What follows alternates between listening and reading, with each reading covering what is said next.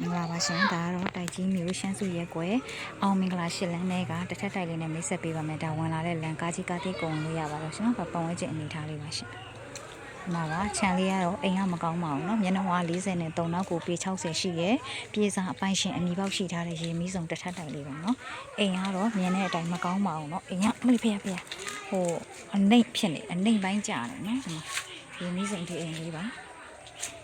အိမ်လေးကတော့ရှေ့မျက်နှာစာလေးပဲပေါင်းတစ်ရောင်လောက်ပဲရှိပါတယ်ရှင်အနောက်ပိုင်းတွေကတော့မကောင်းပါဘူးเนาะဒီမှာပါနောက်ကလေးကိုရိုက်ပြပါမယ်ဒီမှာပါတစ်တွေပါเนาะတစ်တွေပါရှင်ဟိုတုန်းကကြာပြီးစောက်ထားတော့အင်ကတော့တိတ်မကောင်းလို့ထင်ပါတယ်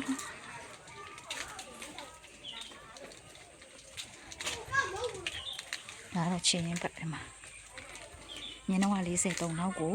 60ရှိရဲ့ပြေစာအမီပေါက်တိုက်ကြီးမြို့ရှမ်းစုရက်ကွက်ထဲကအိမ်လေးပါနော်အိမ်ကတော့အနောက်ကိုအရှိကြီးစောက်ထားပါတယ်ဒါပေမဲ့မကောင်းတော့ပါဘူး